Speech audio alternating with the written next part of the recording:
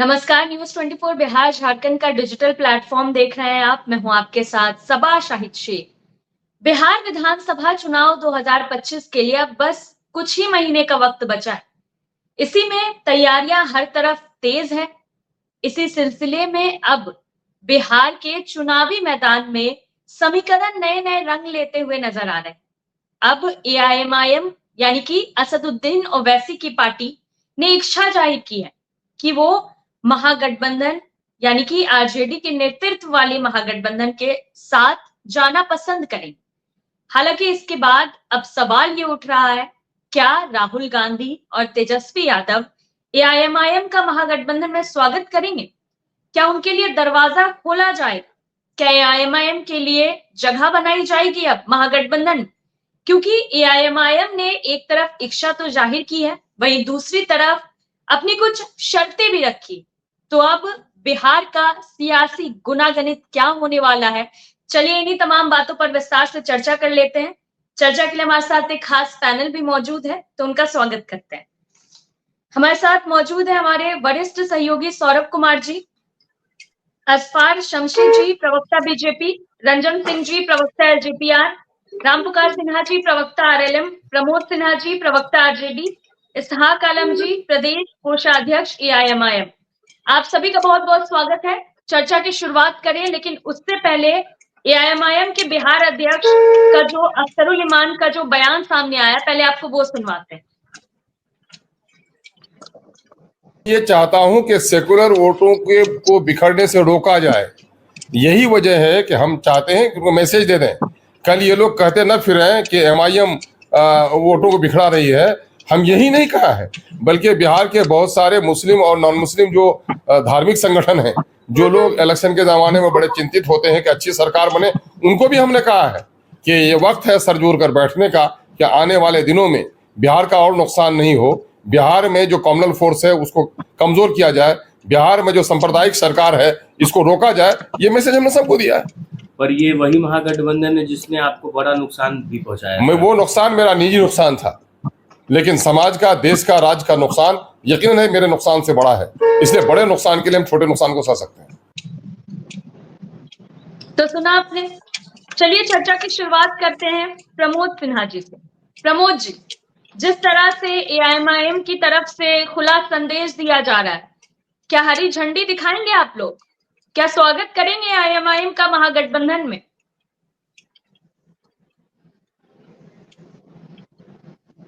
देखिए सबा जी, जी, ये जो विषय है और आपको भी पता है, दल के शीर्ष नेतृत्व आदरणीय लालू प्रसाद यादव जी राष्ट्रीय अध्यक्ष और हमारे नेता आदरणीय तेजस्वी प्रसाद यादव जी को नीतिगत मामलों के लिए पार्टी ने अधिकृत किया है।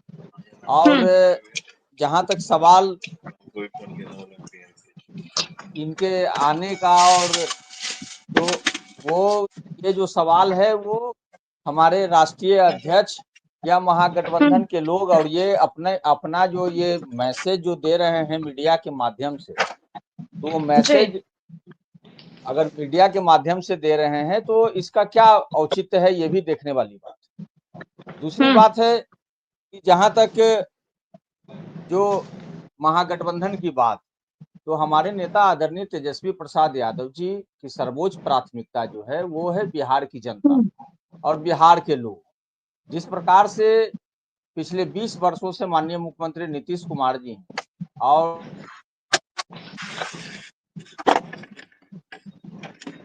जी प्रमोद जी, शायद कोई टेक्निकल इशू है। प्रमोद जी का रुख फिर कर लेंगे, उससे पहले रुख करना चाहूंगी रामपुकार सिन्हा जी का।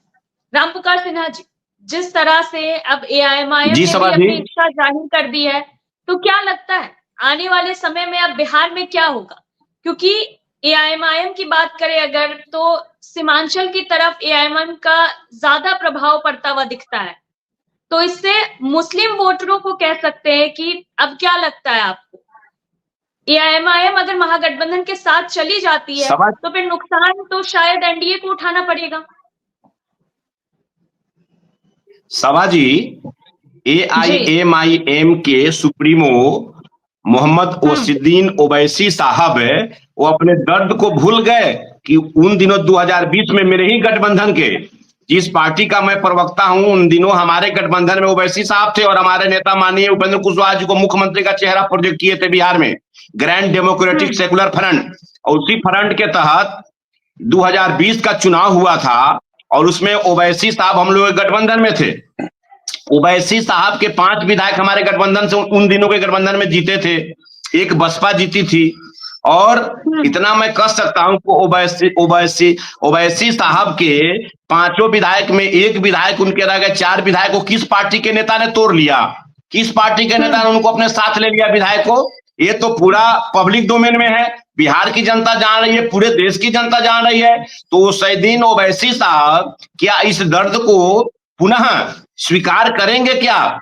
और इतना मैं जरूर कह सकता हूं कि बिहार में अब जो मुस्लिम वोटरों की बात कर रहे हैं, मुस्लिम वोटों के ध्रुवीकरण में किसको फायदा होगा, तो ये तो सर्वविदित है कि सीमांचल क्षेत्र में ओवैसी साहब के विधायक चुनाव जीते, राजद वहां बुरी तरह हारी। अब राजद का रहेगा, अब तेजस्वी प्रसाद यादव जी ओसिद्दीन ओवैसी साहब को में मिलाएंगे, या तो उनके ऊपर जिम्मेवारी बनती है ना। अब तो कांग्रेस को सोचना पड़ेगा कि असुद्दीन ओवैसी साहब को अपने दल में मिलाते हैं कि नहीं मिलाते हैं गठबंधन में। ये तो कांग्रेस और राष्ट्रीय जनता दल के नेताओं को सोचना पड़ेगा। उसके बावजूद भी कोई लोग कहीं जाए, एनडीए गठबंधन पर कोई फर्क पड़ने वाला नहीं है। एनडीए गठबंधन हमारा पूरी तरह से इंटेक्ट है और हमारे नेता आदरणीय उपेंद्र कुशवाहा जी, राष्ट्रीय लोक मोर्चा सुप्रीमो उपेंद्र कुशवाहा जी पूरी तरह से एनडीए को मजबूत करने में लगे हैं। और ओवैसी की पार्टी AIMIM अगर इंडिया अलायंस में बिहार में आते हैं विधानसभा चुनाव में, तो पहले फैसला करें ना। वो अपने 2-3 उम्मीदवार का घोषणा कर दिए हैं। एक ढाका से ही आकर ओवैसी साहब हमारे पूर्वी चंपारण जिले के ढाका विधानसभा में आए थे और वहां घोषणा कर दिए हैं कि हमारा ये उम्मीदवार होगा। तो पहले अभी इंडिया अलायंस में कहीं कोई उम्मीदवार की घोषणा अभी हुई नहीं है, कौन सीट कहां लड़ेगा अभी पता नहीं है, और वो अपने उम्मीदवार का घोषणा किए हैं। मतलब ओवैसी साहब अब राजद और कांग्रेस के उम्मीदवारों को कहां कहां खत्मा करेंगे, ये तो ओवैसी साहब बताएंगे। लेकिन इतना जरूर मैं कह सकता हूं कि ओवैसी साहब की जिस गठबंधन में जाए, एनडीए पर कोई फर्क पड़ने वाला नहीं है। और एनडीए के तमाम 5 पार्टी, राष्ट्रीय लोक मोर्चा, हिंदुस्तानी अवाम मोर्चा, लोक जनशक्ति पार्टी, रामविलास और भाजपा और जदयू, 5 पार्टी हम लोगों की है एनडीए गठबंधन में। और इंडिया अलायंस में 6 पार्टी है, एक पार्टी और शामिल हो जाएगी, 7 पार्टी उन लोगों का हो जाएगा, उन लोगों का सतभैया हो जाएगा। इसलिए ओवैसी साहब कहीं भी जाए, एनडीए पर कोई फर्क पड़ने वाला नहीं है। जी सभा जी, चलिए ठीक है रामप्रकाश जी, फिर आपका रुख करेंगे। सीधे रुख करना चाहूंगी रंजन सिंह जी का। रंजन जी, जिस तरह से बिहार में चुनाव में अब कुछ ही महीने का वक्त बचा है, लेकिन नए नए समीकरण जो रंग लेते हुए दिख रहे हैं, क्या लगता है इससे किसको फायदा और किसको नुकसान होगा? देखिए सभा जी, उम्मीद है कि आज आ रही होगी मेरी। जी आ रही। सारे पैनलिस्टों और आपको नमस्कार। ये जितने भी महागठबंधन के लोग हैं या फिर जो माननीय ओवैसी जी हैं, ये सिर्फ मुस्लिम वोट का ठेकेदार बन के रह गए। ये 75 साल के जो पीरियड इनको मिला, इसमें सिर्फ मुस्लिम वोट बैंक को एक ऑब्जेक्ट के तरीके से इन्होंने देखा। आज तक उनके भलाई के लिए एक भी काम नहीं किया।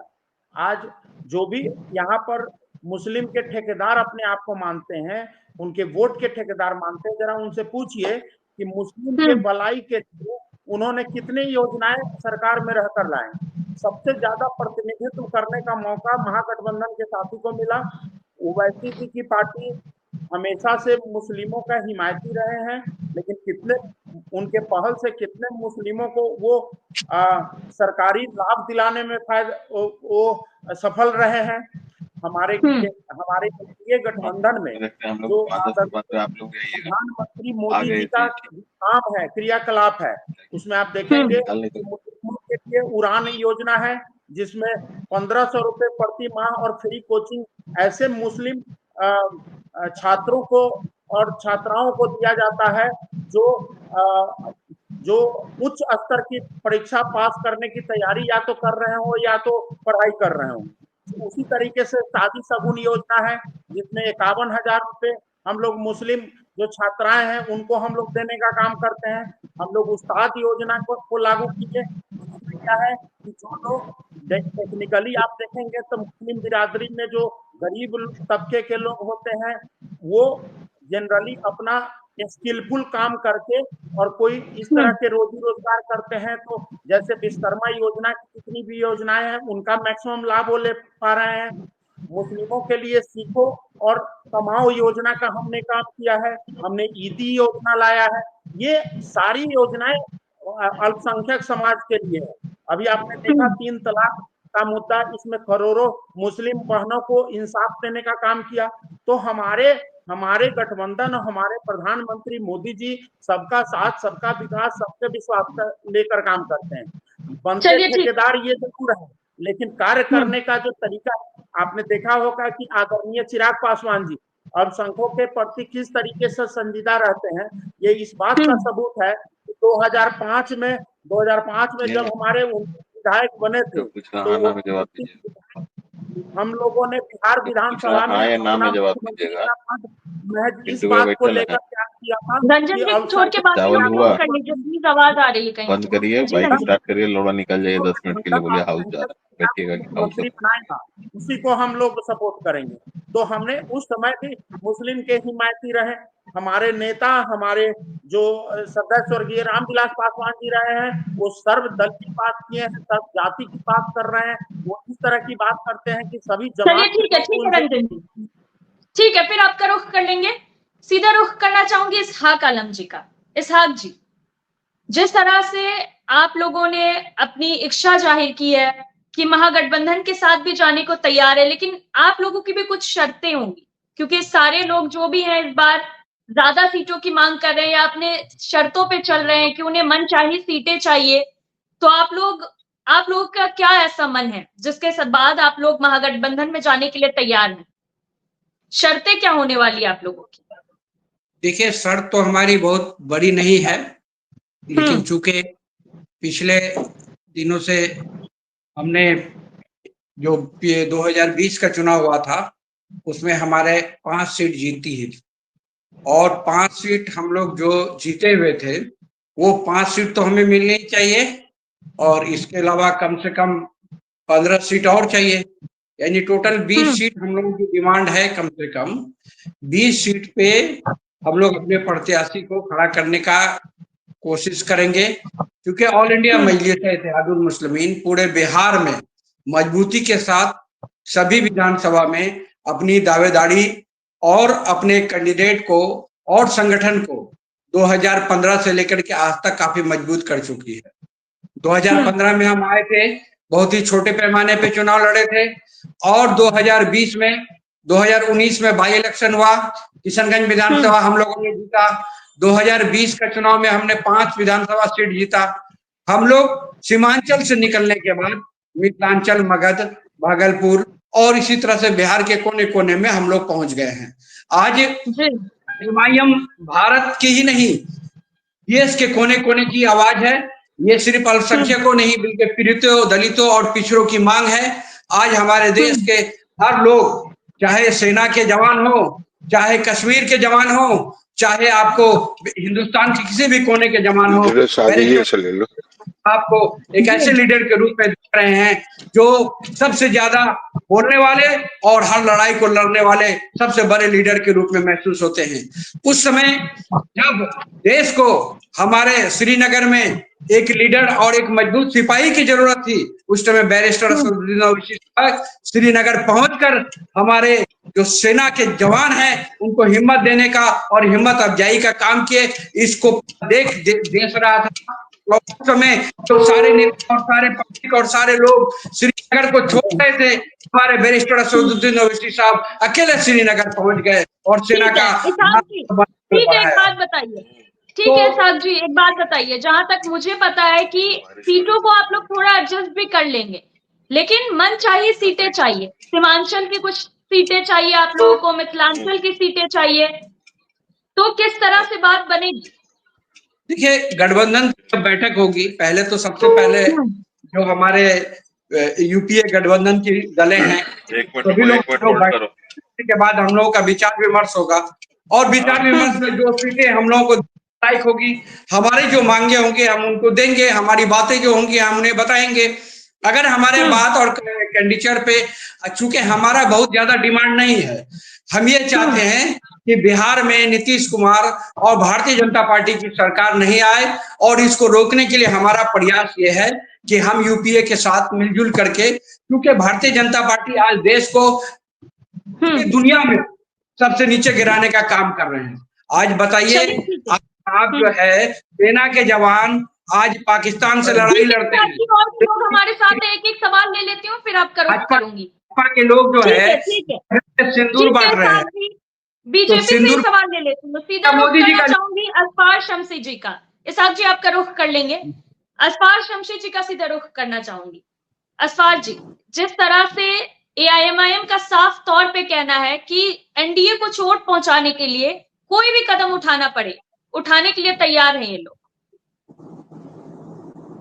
देखिए, डेमोक्रेसी जो है वो for the people, of the people and by the people, जनता का, जनता के लिए और जनता के द्वारा। हर पार्टी अपना उम्मीदवार खड़ा करती है, इसमें कहीं दो राय नहीं है। इसीलिए हर पार्टी का ये अपना अधिकार है कि वो किनको चुनाव लड़ाती है, नहीं लड़ाती है। लेकिन जहां तक बिहार का सवाल है, बिहार की जनता ने मन बना लिया है, और जिस प्रकार से बिहार के माननीय मुख्यमंत्री के नेतृत्व में ये जो सरकार चली है, एनडीए सरकार और डबल इंजन की सरकार, देश के यशस्वी प्रधानमंत्री और बिहार मिल करके जो चला है, आज काफी आगे बढ़ा है डेवलपमेंट के मामले में, विकास के मामले में, महिला सशक्तिकरण के मामले में, रोड की कनेक्टिविटी के मामले में, रोजगार के मामले में। मतलब आप कल्पना नहीं कर सकते। एक जमाना था जब बिहारी कहलाने में शर्म महसूस होती, जब वो आरजेडी का पीरियड था, तो लड़कियां शाम में घर से बाहर नहीं निकल पाती थी। और आज तो घर की बात, आप एयरपोर्ट ही देखिए, अभी जो उद्घाटन हुआ है, और जो लोग जा रहे हैं तो अब लगता ही नहीं कि ये बिहार का एयरपोर्ट। तो चाहे वो ट्रेन का मामला हो, हवाई जहाज का मामला हो, एम्स का मामला हो, डॉक्टर का मामला हो, जिस क्षेत्र की तरफ आप देखेंगे आशातीत विकास, और उस विकास में सब भागीदार है। ऐसा नहीं है कि किसी एक वर्ग के लिए विकास हुआ है। अगर वो डेवलपमेंट हुआ है, असफार जी ठीक है, वो सब बातें तो ठीक है। आप ये बताइए कि जिस तरह से एआईएमआईएम अब हर नुकसान उठाने को भी तैयार है, लेकिन एनडीए को चोट पहुंचाना चाहती है, तो ऐसे में आप लोगों का कदम क्या होगा? क्या करेंगे आप लोग इससे निपटने के लिए? क्या लगता है इसका नुकसान आप लोगों को उठाना पड़ेगा? मैंने पहले ही कहा, जनता का जनादेश एनडीए को ही मिलेगा। भारतीय जनता पार्टी, जनता दल यूनाइटेड और जो भी गठबंधन के हैं, फुल मेजोरिटी के साथ बिहार में सरकार बनाएगी। कौन क्या कर रहा है, आजकल लोग अपने दुख से दुखी नहीं है, दूसरे के सुख से दुखी। दूसरे को परेशानी हो इसलिए मैं क्या करूं, लेकिन जनता इन बातों को समझ रही है। जनता डेवलपमेंट देख रही है, विकास देख रही है। इसीलिए जिनके मन में जो चल रहा है, चाहे वो कांग्रेस हो या कांग्रेसी कल्चर की सरकार हो, चाहे वो जो भी पार्टी के लोग हो, यानी कि एनडीए एक तरफ है वर्सेस ऑल है, तो एनडीए वर्सेस ऑल है।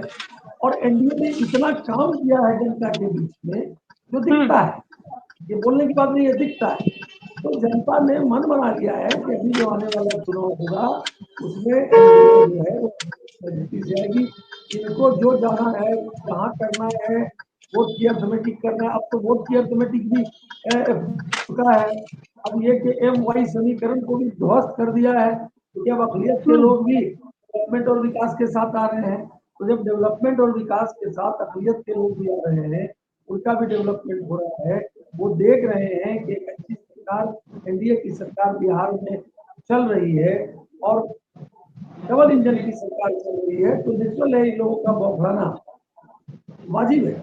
और इसी कारण से अब लोग नए नए अपना समीकरण, नया नया गठबंधन की बात एक हम जो है एनडीए को कैसे नुकसान पहुंचाए, लेकिन जनता तो मालिक है। मैंने पहले कहा और the people of the people and by the people, और जनता ने मन बना लिया है कि अभी जो चुनाव होगा वो एनडीए एब्सोल्यूट मेजोरिटी के साथ बिहार की जनता डेवलपमेंट और विकास के नाम पर वोट देगी, और बीजेपी जनता दल जो घटक एनडीए के हैं चलिए ठीक है, ठीक है अखबार जी, आपका रुख करेंगे। फिर हमारे वरिष्ठ सहयोगी सौरभ जी भी हमारे साथ हैं, उनके पास भी कुछ सवाल है, तो सीधे उनका रुख करना चाहूंगी। लेकिन पहले मेरा भी एक सवाल है उनसे। सौरभ जी, जिस तरह से नए नए समीकरण नजर आ रहे हैं, अब आने वाले समय में ये और भी ज्यादा बढ़ने वाला है। कुल मिलाकर देखी जाए एक चीज, तो एक बात ये भी है कि मुस्लिम वोटरों को साधने के लिए सब अपनी अपनी कोशिश में लगे हुए हैं। तो आने वाले समय में बिहार का समीकरण अब क्या होने वाला है? जी बिल्कुल, बिहार की राजनीति जो है वो काफी तेजी से बदल रही है, इससे इनकार नहीं किया जा सकता है। लेकिन सभा हमें यह भी नहीं भूलना चाहिए कि कुछ दिन पहले ही ओवैसी जब सीमांचल दौरे पर आए थे तो उन्होंने क्या बयान दिया था। उन्होंने ये कहा था कि जो मेरा 24 लेकर गया है, 24 गए हैं तो 4 गए हैं तो 24 आएंगे। और जिसने भी हमारे साथ गद्दारी की है वो 2025 के विधानसभा चुनाव में के बाद वो सड़कों पर नजर आएगा। तो निश्चित तौर पर ये बातें उन्होंने आरजेडी के लिए कही थी, लेकिन आज उन्हीं के जो नेता है या प्रदेश अध्यक्ष हैं और उनके जो प्रवक्ता हैं वो ऑफर दे रहे हैं, वो महागठबंधन में शामिल होने का ऑफर दे रहे हैं। वो कह रहे हैं कि हम नहीं चाहते कि सांप्रदायिक जो शक्तियां हैं उसमें टूट हो, हम चाहते हैं कि सब लोग एक साथ चुनाव लड़े। तो निश्चित तौर पर दो तरह की राजनीति ओवैसी के पार्टी के तरफ से की जा रही है। अब उसमें निश्चित तौर पर अब गेंद जो है वो आरजेडी और कांग्रेस के पाले में है। फैसला अब आरजेडी को करना है और कांग्रेस को करना है कि वो क्या एआईएमआईएम को महागठबंधन में शामिल करना चाहती है, करेगी या नहीं करेगी। लेकिन 2020 में भी एआईएमआईएम के तरफ से यह कोशिश की गई थी कि उस पार्टी को भी महागठबंधन में शामिल किया जाए, लेकिन जब निराशा हाथ लगी तभी एक तीसरा जो गठबंधन है वो बना था जिसमें एआईएम थे, एआईएमआईएम थी, उपेंद्र कुशवाहा थे, बीएसपी थी। तो निश्चित तौर पर अब जो है वो फैसला आरजेडी को करना है, कांग्रेस को करना है कि वो क्या चाहती है। और मेरा सवाल जो है निश्चित तौर पर आलम जी से है। आलम जी ये बताइए, मुझे याद है जिस तरीके से बहुत ज्यादा दिन नहीं हुआ है जब आपके नेता सीमांचल के दौरे पर आए थे और उन्होंने कहा था कि हमारे साथ जो जिसने भी गद्दारी की है 2025 के बाद वो सड़कों पर नजर आएगा। आप फिर उसी के दरवाजे पर खड़े होकर महागठबंधन में शामिल होने की बात कह रहे हैं। देखिए, हमारी लड़ाई जो है अभी अस्तित्व की लड़ाई है, और चूंकि जिस तरह से भारतीय जनता पार्टी और जनता दल यू की सरकार ने हम लोगों पे बार बार प्रहार करने का प्रयास किया, आज वक्फ अमेंडमेंट बिल जो इस तरह से पार्लियामेंट में पास किया है इन्होंने, इसमें जनता दल यू के स्वरूप रामविलास पासवान के पार्टी शरीक हैं। तो मैं ये पूछना चाहता हूँ भारतीय जनता पार्टी से, जनता दल यू कि आप जो विकास की बात कर रहे हैं बिहार में, आप बताइए कि सबसे ज्यादा पुलिस आपके दौर में बढ़ा, सब दौर में बढ़ी। आप ब्लॉक में जाकर के देख लीजिए, आज मोटेशन के नाम पे लेकर के किसी भी काम को आप कराने जाएंगे, यहाँ तक कि जनप्रतिनिधि जाते हैं, मुखिया जाते हैं, आलम जी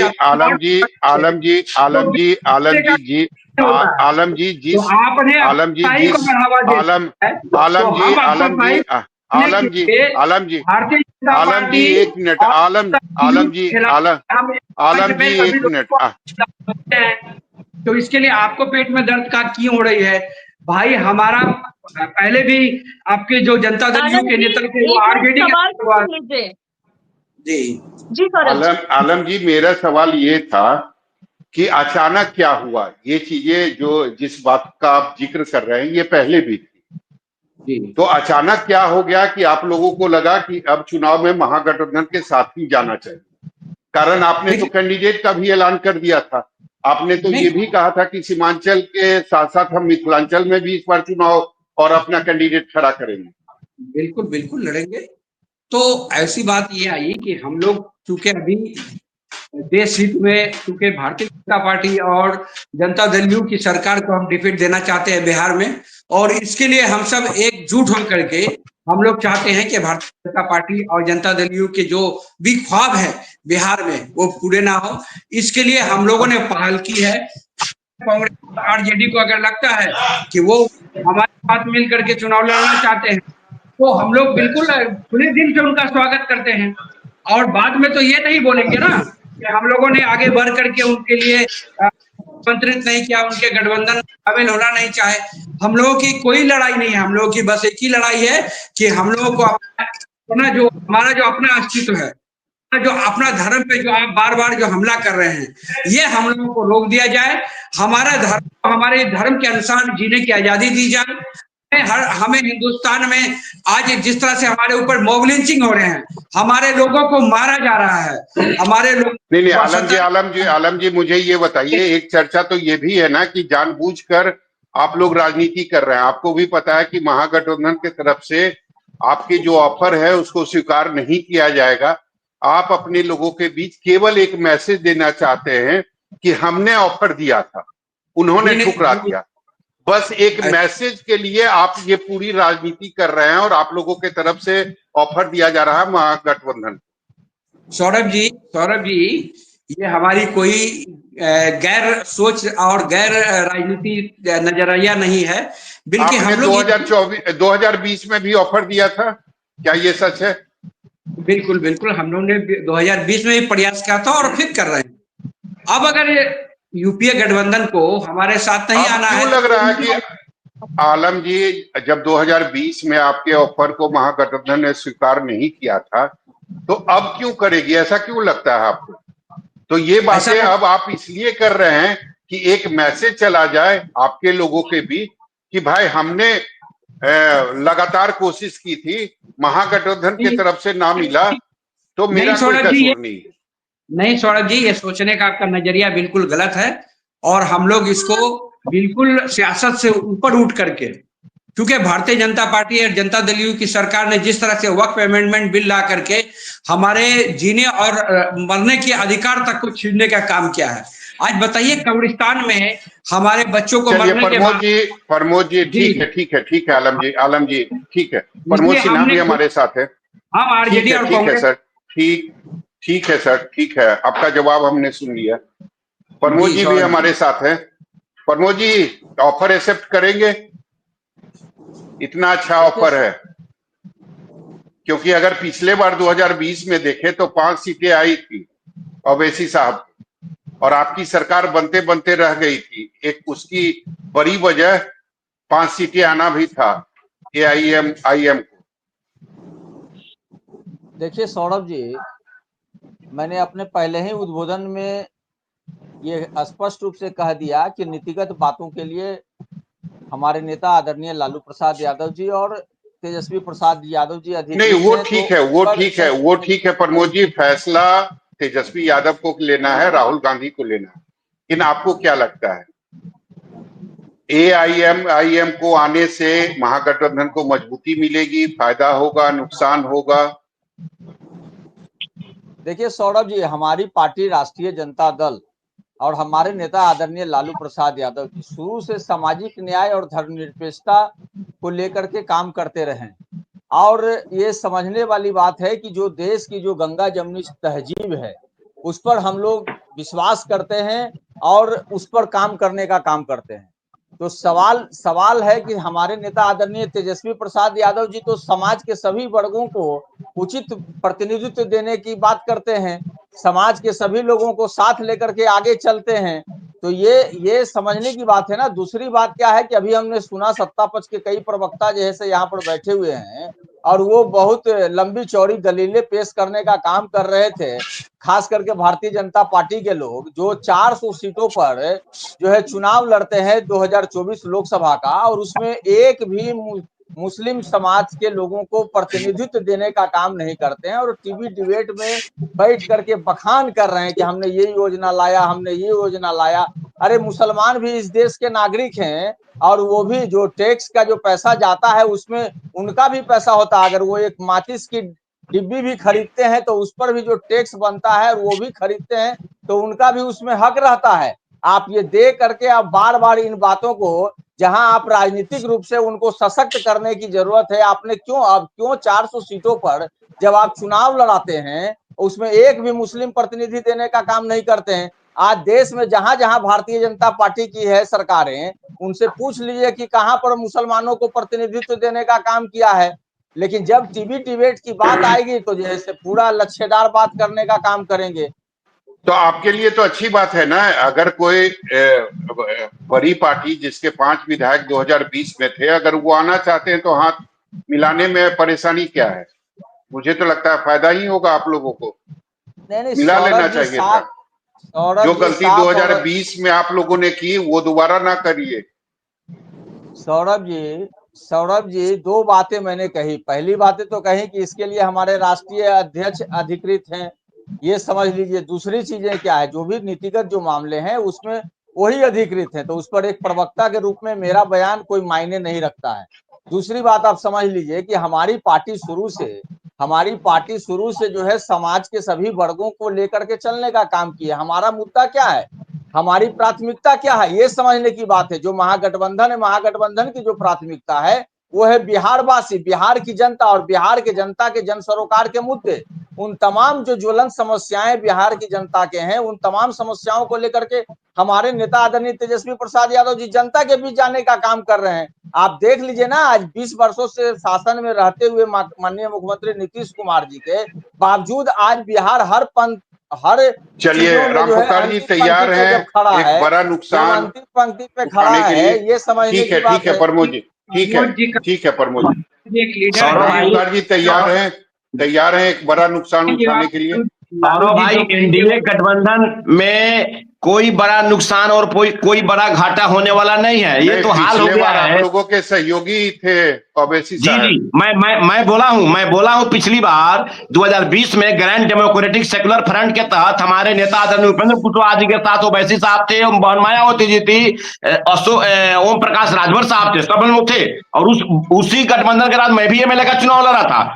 उसमें बसपा का एक उम्मीदवार जमा खान साहब जीते और बाकी 5 उम्मीदवार ओवैसी साहब का जीते, हमारी पार्टी नहीं जीती। लेकिन अभी जो मैं प्रमोद जी का बात सुन रहा था, अगर वो पार्टी जिसने 5 विधायक जीती, अगर वो पार्टी महागठबंधन में चली जाएगी तो एनडीए को नुकसान तो होगा।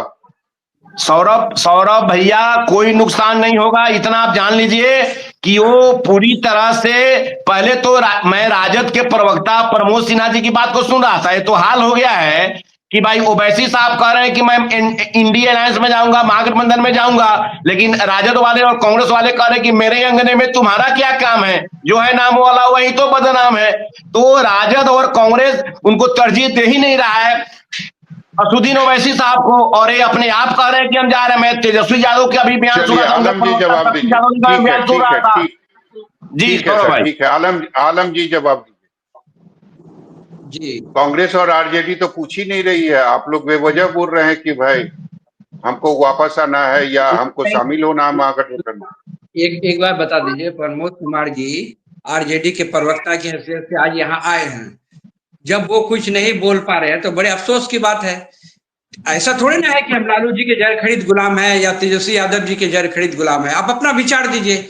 आखिर कांग्रेस आरजेडी जब तक कहीं ना कहीं अगर संकेत नहीं है तो आलम जी आप भी तो राजनीति कर रहे हैं ना, जो चीजें आलम जी आप लोग भी तो राजनीति कर रहे हैं, जो चीजें और जो नतीजे जो रिजल्ट आपको पहले से पता है, अगर आप उस बात को दोहरा रहे हैं तो ये भी तो राजनीति ही है। सौरभ जी, ऐसा है कि हम लोगों ने इस बार खुद से पहल नहीं की है। पहल कहीं ना कहीं कांग्रेस और आरजेडी की तरफ से की गई है, ऊपर लेवल से, क्योंकि हमारे सीनियर लीडर से पहले बात हुई है, उसके बाद हम लोगों तक ये बात पहुंची है। तो पिछली बार क्या था कि जी ठीक है प्रमोद जी से जवाब ले लेते हैं। प्रमोद जी ऑफर ओवैसी साहब की तरफ से नहीं है, आप लोगों ने ऑफर दिया था और उस पर उन्होंने हामी भरी है। देखिए सौरभ जी, अभी तो कुछ देर पहले कह रहे थे कि हमारे तरफ से ये ऑफर है। खैर अब ये अब क्या बोल रहे हैं कि हम अभी कुछ देर पहले लगातार इनका और इनके प्रदेश अध्यक्ष का बयान जो आ रहा था और आप ही के इंट्रो में मैंने सुनने का भी काम किया था, और अब ये कह रहे हैं कि नहीं, महागठबंधन की तरफ से ही ऑफर, हमारा जो महागठबंधन है सौरभ जी, विशुद्ध रूप से बिहार की जनता और बिहार के जनता के हित के सवालों पर काम करने का काम कर रहे हैं। चाहे 2020 बिहार विधानसभा का चुनाव था, आप सुन लीजिए, अब थोड़ा सा आलम जी, अब थोड़ा आलम जी 2 मिनट रुक जाइए, थोड़ा सा सुन लीजिए थोड़ा। चाहे 2020 बिहार विधानसभा का चुनाव हो, उस समय भी आपने देखा था हमारे नेता का एक एक बयान जो है बिहार के संदर्भ में, बिहार के लोगों के जन सरोकार के मुद्दों पर ही थे, और उसी मुद्दों पर जैसे हम लोग चुनाव में भी गए थे। और आज भी आप हमारे नेता आदरणीय तेजस्वी प्रसाद यादव जी का आप देख लीजिए, वो जन सरोकार के मुद्दों पर ही बात कर रहे हैं और जनता के बीच लगातार जाने का काम कर रहे हैं। जो काम यहाँ पर सत्ता पक्ष के लोग बैठे हुए हैं, जिस प्रकार की लगातार जो है एक सप्ताह के भीतर जो घटनाएं घटी हैं, वो नाबालिग बच्चियों के साथ, ठीक है प्रमोद जी समय की कमी है और लोग भी हैं। जी एक लाइन में जवाब दे रहे हैं कि जिस प्रकार का अभी जो वातावरण बना हुआ है, हमारे नेता देखिए जो पीड़ित परिवार हैं उनके घर जा रहे हैं, उनको सांत्वना दे रहे हैं, उनको ढाढ़स बनाने का काम कर रहे हैं। वही जिनको जवाबदेही सत्ता पक्ष के लोगों की जवाबदेही बनती थी, आपने देखा कि किस प्रकार से मुजफ्फरपुर की जो बच्ची थी इलाज के अभाव में दम तोड़ देती है, और इनके लोग जो है से जो मंत्री हैं, स्वास्थ्य मंत्री, वो अलग मुद्दा है प्रमोद जी, वो एक अलग मुद्दा है। समी जी, हमने यही कहा कि हम बीजेपी तैयार है एक बड़ा नुकसान, ठीक है और जनता का आशीर्वाद हमारे नेता आदरणीय तेजस्वी प्रसाद यादव जी को मिलने जा रहा है। ठीक है प्रमोद जी। समी जी ये बताइए, बीजेपी एक बड़ा नुकसान उठाने के लिए तैयार है, और वही हाल अभी नीतीश कुमार जी अफसरशाही को बढ़ावा दिए हैं। एक मिनट आलम जी एक मिनट। आलम जी आपसे मेरा सवाल नहीं है, आलम जी कुछ फर्क नहीं है, क्योंकि आप सरकार बनाते हैं बार बार। आलम जी एक मिनट। समी जी, बीजेपी एक बड़ा नुकसान उठाने के लिए तैयार है। किस चीज के बीजेपी को नुकसान होगा? बीजेपी तो अगर ओवैसी महागठबंधन में शामिल होते हैं तो आपको भी पता है कि महागठबंधन पहले से ज्यादा मजबूत हो जाएगी, और अगर महागठबंधन मजबूत होगी तो नुकसान एनडीए को होगा। नहीं, मैंने पहले कह दिया कि वोट की अर्थमेटिक नहीं चलेगी, चाहे कोई हो। MY समीकरण ही ध्वस्त हो गया है, अब डेवलपमेंट और विकास की बात चल रही है। तो धर्म का कार्ड तो चलेगा ना? कौन सा डेवलपमेंट की कार्ड चलेगी आपकी? आलम जी बीच में मत बोलिए, आलम जी प्लीज बीच में मत बोलिए। मैं ये कह रहा हूं कि अक़लियत समाज के लोग भी ये बात देख चुके हैं कि ये MY समीकरण कंप्लीट फेल है, क्योंकि इन्होंने M का तो काम किया नहीं, केवल Y का काम किया। कभी इन्होंने अपने परिवार के बाद किसी का सोचा ही नहीं। अगर मुख्यमंत्री बनेंगे तो लालू जी बनेंगे, उनकी पत्नी बनेगी, उनके बेटे बनेंगे, उनकी बेटी बनेगी। आपने कितने उम्मीदवार को उतारने का काम किया, उस पर एक छोटा सा जवाब दे दीजिए ना कि 400 सीटों पर जवाब बीच में मत बोलिए प्रमोद जी, बीच में मत बोलिए, छोटा सा उस पर भी तो ये बोल देना। अजमल शमसी साहब को तो सम्मान चाहिए। एक मिनट आलम जी एक एक करके ऐसे मत बोलिए। समी जी ये मुझे बताइए, आप बोल रहे हैं कि ठीक है उन्होंने वाई के लिए ही किया, लेकिन अगर कोई मुस्लिम समुदाय का एक बड़ा चेहरा अगर महागठबंधन में आता है तो नुकसान तो बीजेपी को होगी, जदयू को होगी, एनडीए को होगी। मैं बार बार कह रहा हूं कि ये जो इनकी वोट की अर्थमेटिक थी वो फेल हो गई, और वोट की अर्थमेटिक इसलिए फेल हो गई कि बिहार के लोगों ने और बिहार का अक़लियत समाज ये समझ चुका है कि ये इनका भला नहीं कर सकते हैं। ये जो MY समीकरण की बात करते हैं, ये किसी अक़लियत को मुख्यमंत्री नहीं बनाएंगे, ये किसी अक़लियत को राज्यसभा में नहीं भेजेंगे, ये किसी अक़लियत को उप मुख्यमंत्री नहीं बनाएंगे। अभी क्या हाल चलिए आपने कितना बनाया ठीक है समय की कमी। रंजन सिंह एक मिनट प्रमोद जी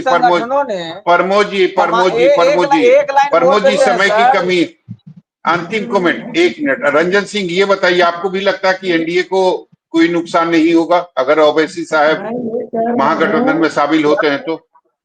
अकलियत के वोट पे राजनीति करते हैं और अकलियत का शोषण करते हैं, दोहन करते हैं। ठीक है समी जी जवाब ले लेते हैं रंजन सिंह से, 1 मिनट जी। देखिए सर, जिन्होंने प्रस्ताव दिया है और जिनको प्रस्ताव एक्सेप्ट करना है, ये दोनों आपस में वोट और विधायकों की चोरी डकैती करते हैं। ये राष्ट्रीय जनता दल के एमओआई समीकरण में सेंध लगते हुए दिख रहा है। जब से आदरणीय मोदी जी का जो सरकार आई है, तब से जिस तरीके से अल्पसंख्यकों के उत्थान के लिए, अरे 7 मुस्लिम संगठनों ने दावते इफ्तार का विरोध किया था, उस वक्त जवाब क्यों नहीं दे देते हैं? वक्त संशोधन बिल पर आपकी जो आपका जो मंशा है वो साफ हो गया है। 1 मिनट प्रमोद जी बीच में मत, मैंने एक शब्द नहीं पूरी कीजिए अपनी बात। जी देखिए, इनको एमओआई समीकरण जो खिसकता हुआ नजर आ रहा है। अब तो बिहार की जनता एक नया एमओआई समीकरण बनाया महिला और युवा का, जो हमारे नेता चिराग पासवान जी लेकर चले हैं। यहाँ पर एमओआई समीकरण में 20 सीट का इनका नुकसान हुआ, ये वोटों की उनकी चोरी कर ली ओवैसी साहब ने, और जब जीत के 5 विधायक आए तो उस विधायकों की इन्होंने डकैती कर ली। तो कहने का मतलब ये आपस की चोरी डकैती है लोकतंत्र का, ये कर रहे हैं। लेकिन हम लोग उस बात में नहीं जाते। हमारी जो सरकार है, हमारे जो नेता है, उनका काम देखिए। 2004-5 में मुस्लिम जो थे वो 35% गरीबी रेखा से नीचे थी। आज के डेट में अभी रंगनाथन कमेटी का रिपोर्ट आया, लगभग 2.4% अब गरीबी रेखा से नीचे। चलिए ठीक है रंजन सिंह, रंजन जी समय की कमी है, समझ नहीं आ रही है रंजन जी। ठीक है रंजन जी, समय की कमी है, चर्चा को यही खत्म करना पड़ेगा। आप सभी लोगों का बहुत बहुत धन्यवाद, शुक्रिया शामिल होने के लिए इस चर्चा में।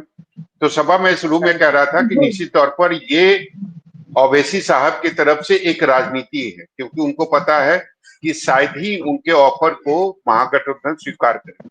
उसके बावजूद उन्होंने ऑफर दिया है, तो निश्चित तौर पर वो चाहते हैं कि उनके लोगों के भी एक मैसेज जाए, जो 2020 में भी गया था, कि हमने पूरी कोशिश की कि सांप्रदायिक जो शक्ति है उसमें बिखराव ना हो, वो एकजुट रहे, वो मजबूत रहे। तो एक मैसेज देने की कोशिश है। इसीलिए इस बार भी जो 2020 में ऑफर दिया गया था ओवैसी साहब की तरफ से महागठबंधन को, इस बार भी वही ऑफर दिया जा रहा। और मुझे नहीं लगता है, मुझे जहां तक मेरी समझ है, मुझे लगता है कि जिस तरीके से 2020 में महागठबंधन ने इस ऑफर को स्वीकार नहीं किया था, मुझे लगता है कि इस बार भी महागठबंधन जो है इस ऑफर को स्वीकार नहीं करेगा। जी बिल्कुल ठीक है, बहुत बहुत शुक्रिया आपका हमारे साथ जुड़ने के लिए। दरअसल अगर बात की जाए तो बिहार में कुछ ही महीने का वक्त बचा है, जो नए समीकरण सामने आ रहे हैं। और अगर पिछले चुनाव की बात करें तो इस बार के चुनाव में सभी लोग ज्यादा सीटें और मनचाही सीटें चाहते हैं। तो ऐसे में अब अगर जो ओवैसी की तरफ से ऑफर दिया जाए, मतलब ओवैसी की पार्टी एआईएमआईएम की तरफ से जो ऑफर दिया जा रहा है, तो उस ऑफर को आरजेडी अगर स्वीकार करती है तो अब सीटों का गुनागणित क्या होने वाला है, ये देखने वाली बात होगी। फिलहाल के लिए इतना ही। देखते रहिए न्यूज़ 24 बिहार झारखंड। अगर आपको ये डिबेट अच्छी लगी तो इसे लाइक और शेयर जरूर करें। आप अपनी राय में कमेंट करके जरूर बताएं और हमारे चैनल को सब्सक्राइब करना ना भूलें। नमस्कार।